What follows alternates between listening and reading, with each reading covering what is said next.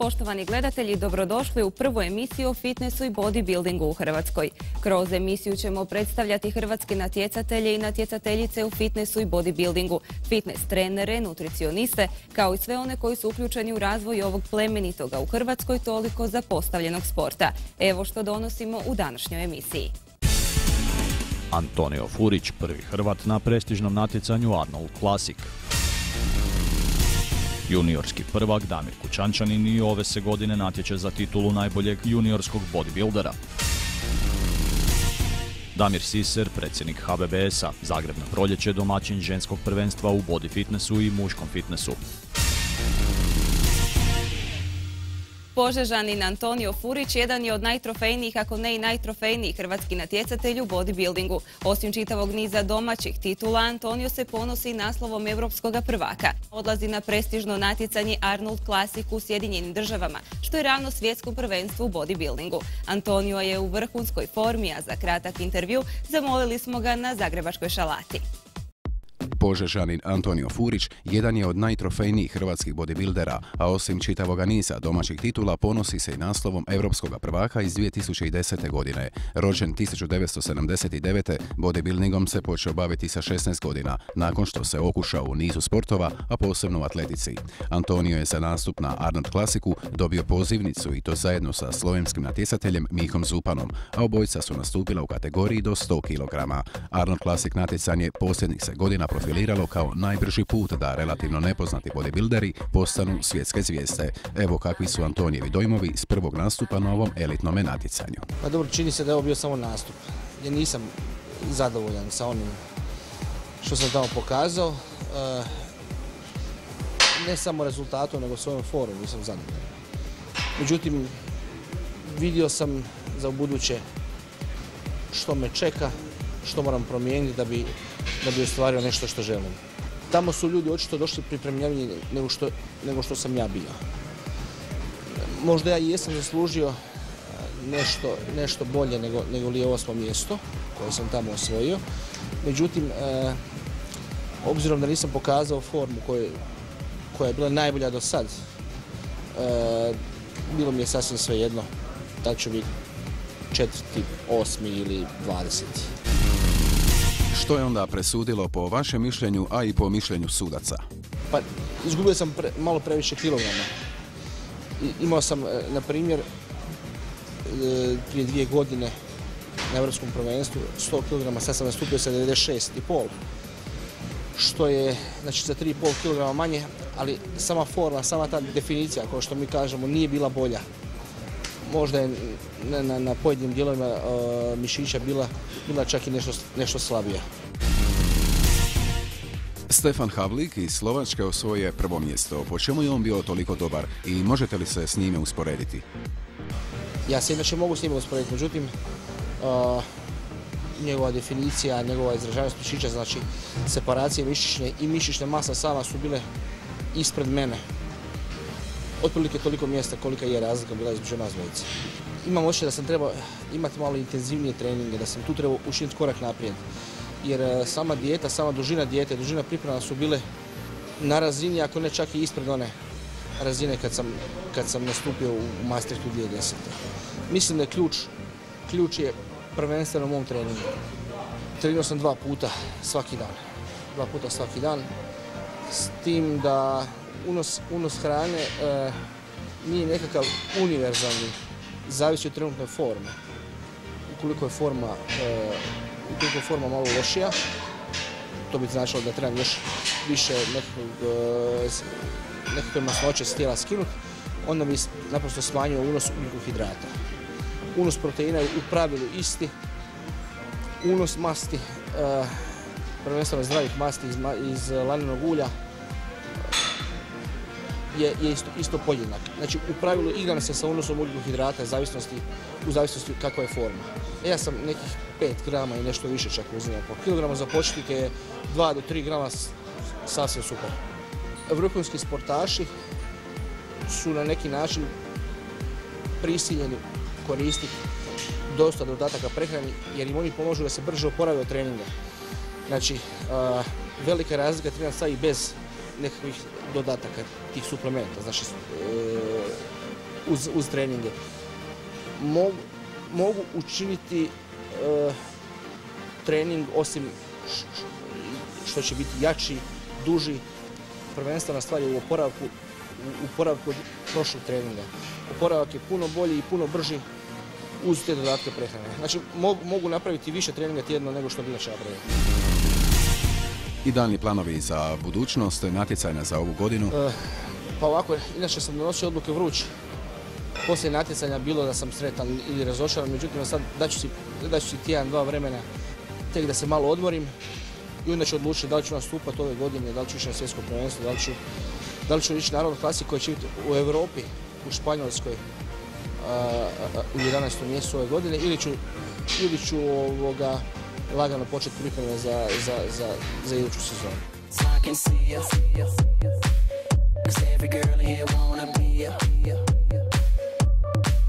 She's a diva. I feel the same and I wanna meet her. They say she low down. It's just a room and I don't believe them. They say she needs to slow down. The baddest thing around town. She's nothing like a girl you've ever seen before. Nothing you can compare to your neighborhood. I'm trying to find the words to describe this girl without being disrespectful.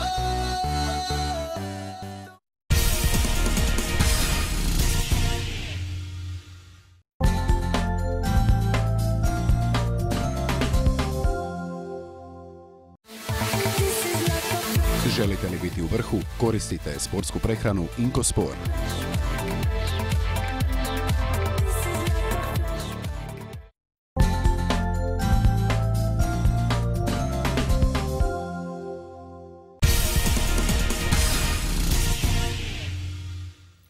O Antoniju Furiću kao i svim natjecateljima u ovom sportu brine se Hrvatski bodybuilding savez. Osnovan je sada već daleke 1986. godine, a od 1992. član je Međunarodne federacije bodybuildera. O radu i dosadašnjim uspjesima saveza te najavama ovogodišnjih natjecanja porazgovarali smo s predsjednikom saveza Damirom Siserom. Evo odmah na početku, kako je biti predsjednik jednog bodybuilding saveza za razliku primjerice od nogometnog ili košarkaškog saveza? Mislim, ja ne znam kako je biti predsjednik nogometnog ili košarkaškog, pa vam ne mogu reći razliku, ali mislim da je razlika bitna, recimo što se tiče nogometnog saveza, da oni imaju puno više novaca i neke stvari su im ipak lakše nego nam. Mi se u principu, bez obzira na izvrsne rezultate, stalno borimo sa nekim sredstvima kojih trenutno od nikuda nema i dosta je teško nabaviti. Evo, spomenuli ste izvrsne rezultate hrvatskog bodybuildinga od osamostaljenja na ovamo. Nećemo sada spominjati one iz bivše Jugoslavije, možemo drugi puta. Evo, možete dakle nabrojati najuspješnije hrvatske bildere i bilderice u zadnjih 20 godina. Pa evo, gledajte, prvu medalju osvojila je Željka Tepeš 96. godine, evropsku 3. mjesto, onda je bio Robert Horvat sa mediteranskom, to je bila prva muška medalja, pa Antonio Furić je bio 3. junior na svijetu, onda je Maja Mijoković bila prva juniorka na svijetu, jel? Onda smo imali poslije, Robi je bio 3. na svijetu opet, Antonio je bio 1. u Europi, onda su došle Branka Njegovec prva u Europi, Zrinka prva u Europi, pa Zrinka svjetska prvakinja 2 puta, Branka je bila 3 puta europska prvakinja. Imamo mi tih rezultata još, ali kažemo ovo su baš ono medalje gdje se možemo baš pohvaliti. Možemo onda reći da je bodybuilding jedan od trofejnijih hrvatskih sportova? Sad, koliko, ja zaista ne znam kakvi su drugi, međutim, u odnosu na neke bivše godine, na početke, mi smo sad dosta trofejni, mi svake godine uzmemo 2-3 medalje. I bog me, evo, prošle godine smo imali 2 zlatne, znači, evropska prvakinja i svjetska prvakinja, oba iz kluba Gladiator iz Zagreba i to je, mislim, sjajan rezultat. Čak smo dobili nagradu za izuzetan uspjeh kao klub od Zagrebačkog športskog saveza. I jesu li Hrvatski olimpijski odbor i Ministarstvo obrazovanja i športa prepoznali napore svih uključenih u hrvatski bodybuilding? A u kom smislu mislim? Pa primjerice novčanom. Gledaj ovako, ministarstvo, da ljudi to možda ne znaju, Ministarstvo športa, obrazovanja, kulture i športa nema nikakav utjecaj, oni nemaju nikakva sredstva i oni šport ne daju ništa osim potpore. Mislim, mi potporu imamo. Okay? Oni s te strane oni dodjeljuju jednu državnu nagradu, znači onima koji osvoje zlatne medalje i mi smo već evo 2. godinu za redom dobili neka sredstva, odnosno naši Branka Njegovec već 2 puta, Antonio Furić i Zrinka Fischer. kao svjetska prvaka. A jesmo dobili i što se tiče olimpijskog, što olimpijski nas prati u onom jednom obimu koji on to radi. Mi smo mali sport, uvijek se bunimo da nam je malo, oni to znaju, oni kažu da nemaju više i čujte, situacija je takva kakva je, ali imamo jednu potporu, znate, u nekim drugim stvarima, evo, u organizaciji recimo Europskog prvenstva ove godine za žene, evo, predsjednik Mateša se isto angažirao kod nekih sponzora, poslao neki svoj dopis, to je jako dobro. Evo, Zagreb je i domaćin Europskog prvenstva za žene u body fitnessu, pa možemo reći kako teku pripreme i što novoga možemo očekivati na ovome prvenstvu. Dobro, ja ću samo dopuniti, Zagreb je domaćin Europskog prvenstva za žene u bodybuildingu, fitnessu, body fitnessu, fitnessu za muškarce, a od ove godine prvi puta na bilo kojem zvaničnom natjecanju, znači svjetskom ili europskom, i u atletik fitnessu za muškarce i žene. To je jedna nova disciplina koja će biti u principu predstavljena prvi puta u Zagrebu, tako da Zagreb ulazi i Hrvatska u povijest Internacionalne federacije bodybuildera kao prva zemlja u kojoj se na jednom europskom zvaničnom natjecanju odvio natjecanje u atletik fitnessu. Jedna vrlo interesantna disciplina koja će zainteresirati, mislim, jako velik broj naših polaznika, jer uključuje, pored runde tijela, uključuje i nekakve vježbe, znači zgibove, dipse i veslanje na mašini. Tako da, znači, morate pokazati nekakvu snagu, kondiciju i morate lijepo izgledati. Evo, sami ste rekli mali sport, ali trofejan. Možemo li usporediti hrvatski bodybuilding sa evropskim ili američkim bodybuildingom? Gdje smo tu otprilike? Možemo li njima parirati?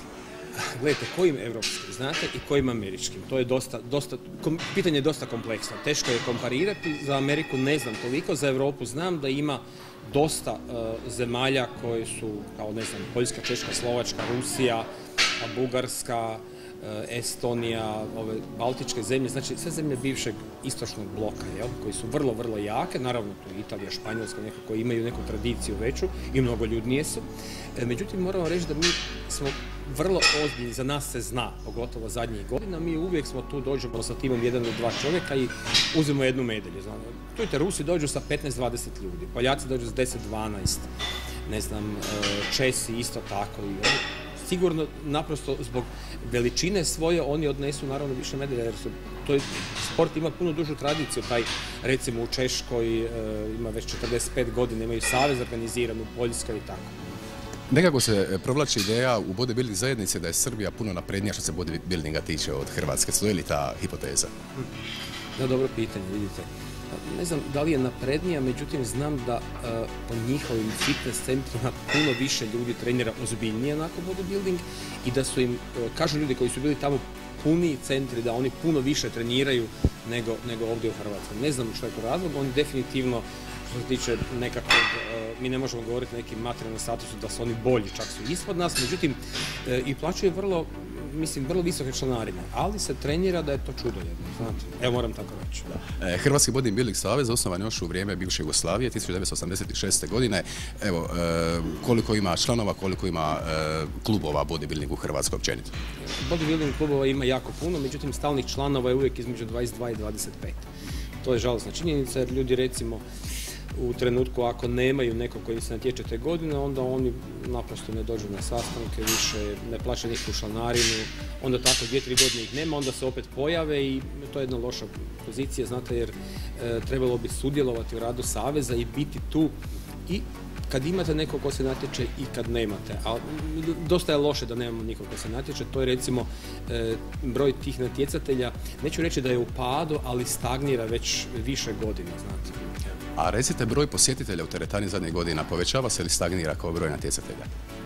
Dobro, možemo reći da je ove godine da malo stagnira, neću reći da se smanjuje, međutim ima više fitnessa, znate. Teško je reći da se u svakoj teretani dolazi više ljudi, međutim stalno je sve više i više fitnessa i malo tu mislim da fali jedne organizacije i malo propagande da ljudi shvate da svi ti fitnessi su u principu krenuli zbog bodybuildinga. Da smo mi onaj vrh ledenog brijega sporta koji je ovaj dio rekreacijski, da se tu vidi što je oni najambiciozniji, što oni mogu napraviti. Sina, treba reći gledateljima da svaka teretana ne znači ujedno i bodybuilding klub. Pa ne znači. Teretane su manje više firme. koji tako rade, ima i nekih koji rade pod klubom, a klub je klub. Klub se osniva u okviru teretane obično, mi imamo ovdje klub Gladiator koji je u okviru teretane osnovan, mislim kao gost naš i on je, kažem, vrlo uspješan, najuspješniji, vjerojatno sad i hrvatski klub, s obzirom da evo, imamo svjetsku i europsku prvakinju, pa onda možemo malo tako praviti važni. Da. I evo samo još jedno pitanje, kalendar natjecanja za ovu godinu, kada možemo očekivati državno prvenstvo, ne znam, prvenstvo u ovoj kategoriji, u onoj kategoriji? Ću reći za prvi dio godine koji je siguran, državno prvenstvo je 28.4., znači travnja. Tjedan dana nakon toga, od 3. do 7. svibnja je Europsko prvenstvo u Španjolskoj za muškarce i za juniore i juniorke, a onaj drugi tjedan 5. mjeseca, znači od 11. do 14. svibnja je Europsko prvenstvo za žene u Zagrebu. Eto, gospodine Siser, hvala vam na razgovoru i želim vam puno sreće i uspjeha u vašem radu. Iako bodybuilding u našoj domovini nažalost još uvijek ne spada među popularne sportove, mladima ovaj sport postaje sve zanimljiviji, pa Hrvatska danas ima i juniorskog prvaka u ovom elitnom sportu. Riječ je o Osječaninu Damiru Kučančaninu, koji se i ove godine odlučio natjecati za titulu najboljeg juniorskog bodybuildera. Kako teku Damirove pripreme, pogledajte u idućim minutama. Kako je počelo? Pa počelo je, pa eto tako, u osnovnoj školi skupi se 2-3 prijatelja i nešto bi radili, malo manje više, neko nogomet, neko košarku i rekao ajmo mi u teretanu i tako malo smo vježbali skupa i na kraju svi su otpali, ja sam taj koji je ostao. I tako, malo pomalo vidio sam da to nikud ne vodi, počeo sam čitati, obrazovati se i onda sam skužio da je to u biti cijela jedna filozofija i primjeniš jedno, desi se drugo i istražuješ u biti, to mi se svidlo pa sam nastavio dublje u to. Damir se bodybuildingom počeo baviti već s 13 godina i to zbog ozljede. O čemu se radilo? Da, jesam, pa u biti nije me imao niko voditi, a onako kako je to inače u fitness centrima, dođeš i radiš, jel? Ja nisam nikoga ništa pitao i ja sam išao izvoditi vježbe, učiti sam i tako to i sa 14 godina sam na vježbi mrtvo dizanje jako povrijedio kralježnicu, ali to me nije me, čak što više, još više ta ljubav prema svemu je rasla, jer ja nisam mogao trenirati, ali sam mogao čitati.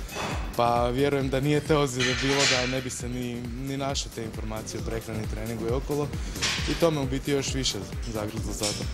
Kako to izgleda biti juniorskim prvakom Hrvatske? Što su Damiru rekli njegovi prijatelji? A u početku je bilo malo, ne vjeruješ, sve za što si radio, trudio se, zapravo se dogodilo, i tek nakon mjesec, dva sam skužio šta se u biti dešava, ali sve je bilo normalno, ništa posebno, mislim. Meni je to jedno moj osobni uspjeh, to je meni jako drago, još uvijek mi je i to je to. Što Damir kaže za svoju konkurenciju u juniorskom bodybuildingu? Je li bodybuilding popularan među tinejdžerima? Sada je puno popularniji nego recimo prije. Prije nije baš bio toliko popularan i možete primijetiti ako pogledate juniore sad i juniore prije 5-6 godina, to je razlika je nebo zemlja. Juniori su sad mala čudovišta, kako bi se reklo. To su sve dečki preko 100 kila i sad, budući od ove godine malo juniorska kategorija pomaknuta sa 21 do 23, sad su se u biti dečki počeli spremati, najavili su da će doći njih dosta. Ja veselim se konkurenciji da nas bude što više, to bolje za ovaj sport. Već su počele pripreme za ovogodišnja prvenstva. Cilj je izaći na državno prvenstvo, što je malo je datum rano, ali cilj je spremiti se najbolje moguće. Malo mi je žao što prošle godine nisam ostvario svoju najbolju moguću formu, a to je ipak, taj sport je borba protiv samog sebe.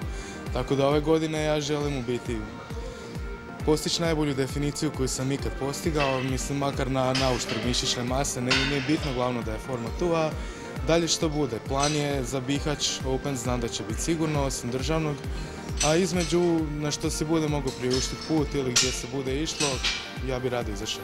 Evo kako izgleda trening i prehrana juniorskog prvaka. Pa trenutno još uvijek je to sve vrlo jednostavno. Trening utezima je možda nekih 4-5 puta tjedno kako stignem zbog faksa i to, ali isto nastojim gdje god mogu da ne koristim tramvaje, da idem pješke što je više moguće. Treninzi su kratki, intenzivni, znaju biti sat i pol vremena, nekad ovisi kako se zalomi, ali nastojim da je što kraće, što intenzivnije. I manje više prehrana, A volim jest, pa ono, sad sam odlučio malo smanjiti ugljikohidrate, ali stvarno jedem ono jako puno mesa i povrća općenito, tako da sam manje više cijelo vrijeme kod trudnice, samo malo energije fali, ali tu su nekakve cifre od kila i pol mesa, kila i pol sira na dan i to svaki dan ista priča i palačinke jednom tjednu.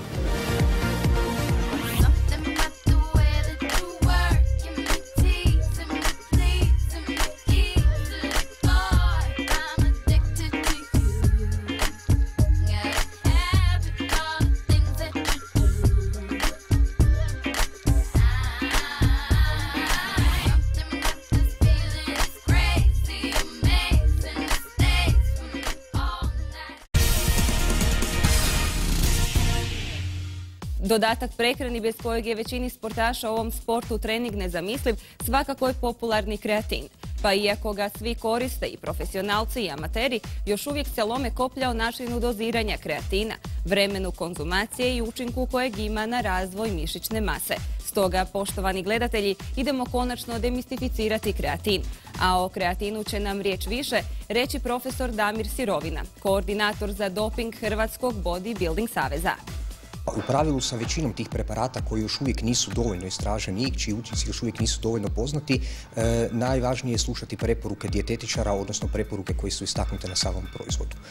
Isto tako naglasio bih da je najvažnije ne pretjerivati.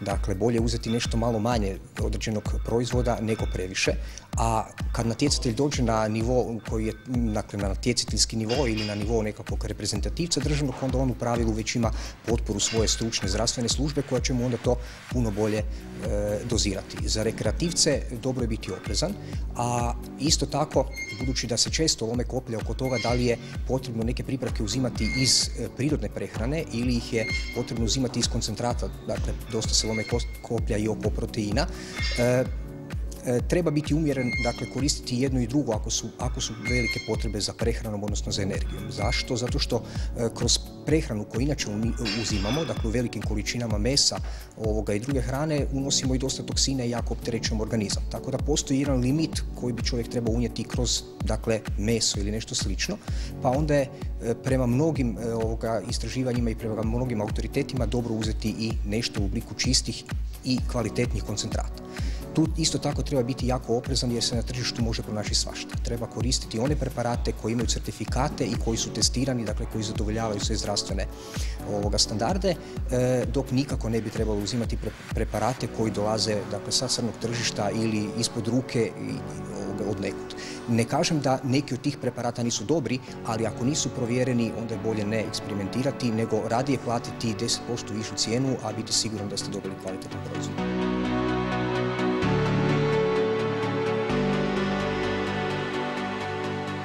Pa radovi, koliko sam ja uspio pronaći, govore oprečno.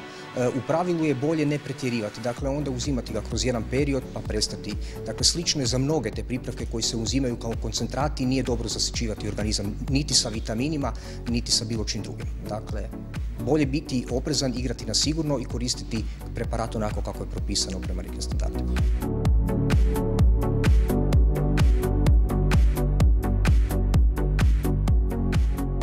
Nema to toliko veliki učinak, budući da je to nešto što dobivamo i u hrani, budući da je on neprekidno potreban. On je, dakle, to je tvar koja omogućava povećanu sintezu adenozin trifosfata, ATP-a, koja omogućava u biti mišićnu kontrakciju u našim stanicama, odnosno u mišićima.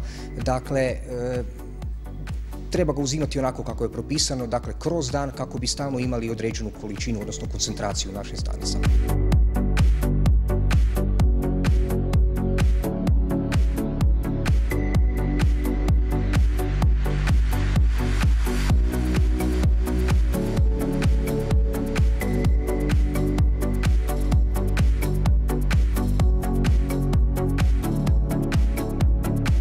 Pa u pravilu dobivaju dovoljnu količinu. Nama ne treba previše, jer ga nećemo moći iskoristiti. Ako za sintezu ATP-a nemate sve ono što vam je potrebno da biste ga mogli sintetizirati, kreatin vam neće pomoći. Ali ako imate, dakle, ako povećate unos energije, a ne jedete hranu u kojoj ima dovoljno kreatina, dakle, iako organizam to ne može sve posložiti kako treba, onda ćete imati previše. Dakle, imat ćete nedostatak, tako da je dobivate sigurnost da ga imate dovoljno u svakom trenutku kada vam potrebno.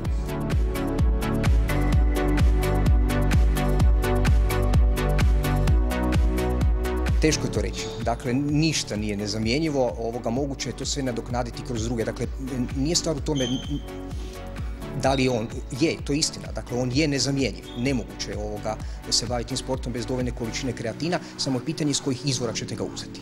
Dakle, da li je neki izvor bolji ili lošiji od onog drugog, ali bez dovoljne količine kreatina ne možete obavljati nijednu fizičku aktivnost, a pogotovo ne izuzetno teške fizičke aktivnosti koje traže izuzetno veliku količinu ATP-a kao što je to dakle, trening u teretani, odnosno bodybuilding.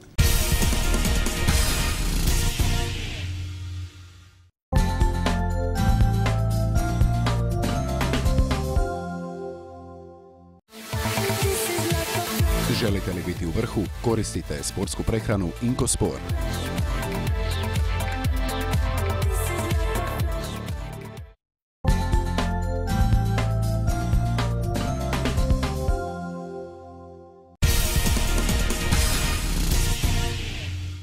Gledajte nas idućega puta, a do tada budite redoviti na treningu. Pazite na prehranu i dovoljno se odmarajte. Do idućeg susreta, srdačan pozdrav!